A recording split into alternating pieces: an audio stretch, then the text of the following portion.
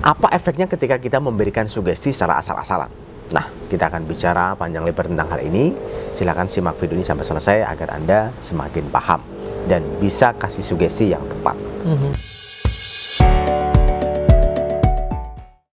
Assalamualaikum warahmatullahi wabarakatuh. Masih dengan saya Rohim dan saya Erwin. Di Hipnotis Indonesia kita akan berbagi cerita tentang sugesti asal-asalan ya. Sugesti asal-asalan. Hitungan ketiga kamu asal-asalan. Oke, cerita Pak Erwin, ada nggak? Iya, mungkin ini ya berbekal dari yang namanya sugesti itu memang perintah gitu ya.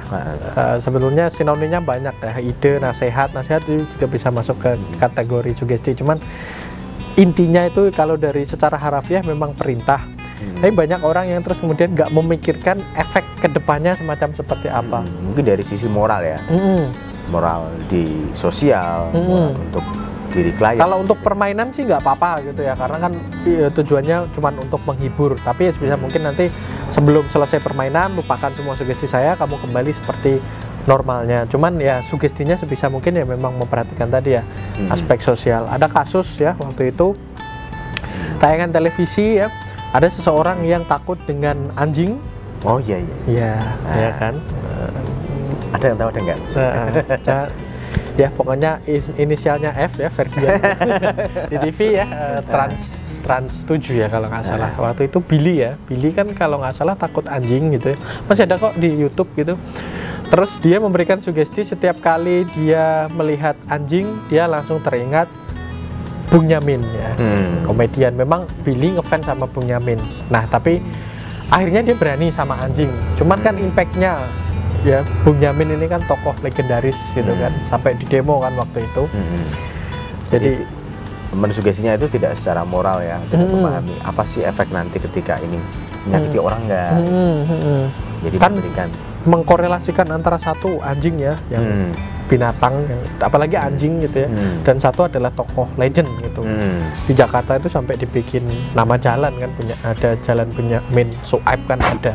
Semacam seperti itu. Mungkin konteks kalau untuk hipnoterapi juga perlu diperdebatkan gitu, karena anjing ya anjing, Bunyamin ya Bunyamin gitu, nggak bisa di ini gitu kan.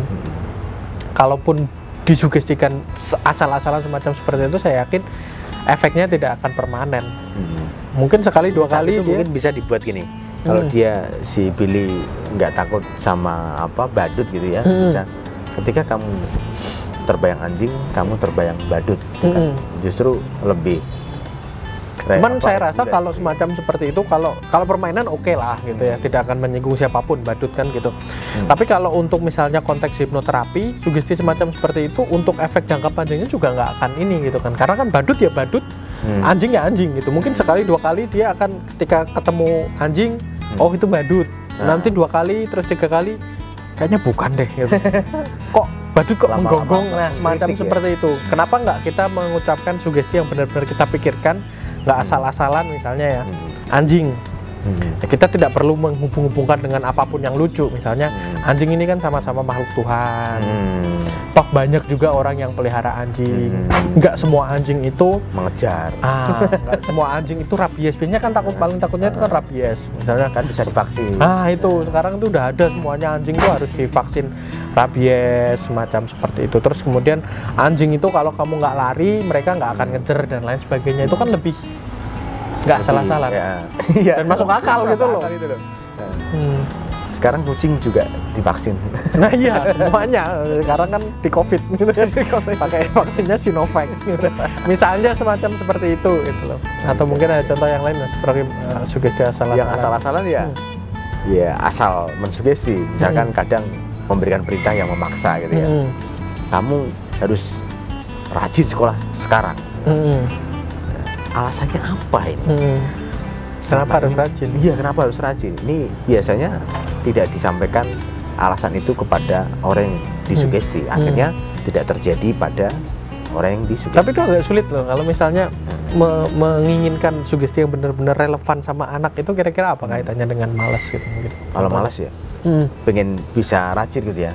Saya biasanya lebih alasannya, kalau kan anak masih kecil ya, jadi tidak begitu memikirkan alasan ya. Tapi alasan juga paling kepada es krim, kepada main handphone, nge-game biasanya. Biasanya begini, kalau kamu nggak belajar, kamu tak larang main handphone. Nggak usah pegang handphone. Ada punishment ya? Nah, ada punishment. Itu membuat dia, wah ya sudah saya belajar deh. Handphone silent, handphone dimatikan atau disingkirkan gitu, dia ada kerugian. Ada mau untuk belajar gitu. Itu biasanya. Kalau yang lebih dewasa mungkin kan kayaknya lebih dewasa ya harus dipahami mungkin dia kepada kemajuan hidupnya, misalkan masa depannya seperti apa, dia punya cita-cita sebagai apa. Misalkan kan sudah, kalau remaja udah kebayang ya. Belum ya? Belum. Enggak. Aku dulu enggak. Lah iya, kita mau jujur juga. Itu masih menjadi kendala juga sih. Cuman ini sih banyak yang kadang orang tua juga kalau udah sampai kenakalan remaja semacam seperti itu ya, bolos sekolah ini dan segala macam, kan udah nggak ngomongin soal prestasi. Yang penting anak mau sekolah, lulus, udah selesai gitu kan. Kadang saya pernah dan terbukti sangat-sangat ampuh. Sugesti dari orang tua tuh begini, kamu mau jadi apa? Loh, saya sendiri dikatakan itu ya bingung. Kamu mau jadi apa? Nggak game sekolah, mau jadi apa? Lambo. Dan sekarang banyak juga orang yang menggembar-gemborkan dirinya sukses, tapi nggak berhasil di bidang edukasi. Itu kan juga jadi problematika tersendiri bagi orang tua zaman sekarang. Tapi saya pernah ya pengalaman semacam seperti itu. Anaknya udah bener-bener sekolah itu dari rumah berangkat pakai seragam, tapi nggak pernah nyampe ke sekolah dan bandelnya minta ampun, bandelnya luar biasa. Ya tetap pakai sudut pandang dia gitu ya. Kita ngomong ya di sugesti, emang sekolah itu nggak enak. Sekolah itu ngebosenin terus. Misalnya kita harus belajar matematika, nanti itu nggak bakalan dipakai.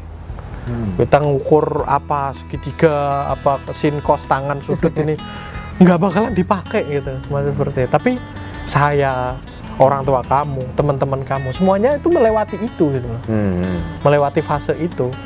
Dan paling bisa, misalnya SMA, kadang ada yang udah kelas 3 misalnya, kelas 3 udah semester 2, palingnya tinggal 6 bulan juga cepet kok. Ya udahlah, jalanin aja lah gitu. Ini termasuk cara melatih otot. Kalau Anda benar-benar mengikuti cara-cara yang secara pendidikan sudah diteliti ya, nah, itu melatih otot kita. Kalau kita nggak pernah dilatih ya, nanti ketika ada beban ya, ototnya. Yo kadang tapi juga buat apa otot saya nggak perlu dilatih gitu. Apalagi saya pernah kasus itu anaknya itu balap liar dan punya duit banyak dari situ. Ya itu saya sudut pandangnya adalah ya nggak masalah kan.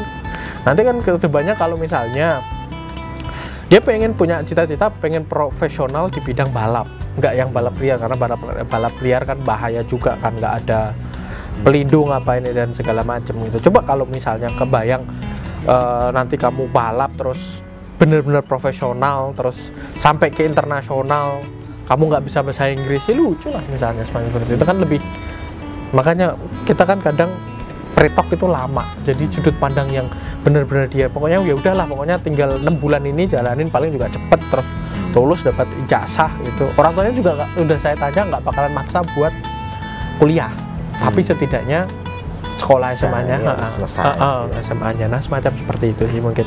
Nah itulah beberapa contoh yang disebut sebagai sugesti asal-asalan ya.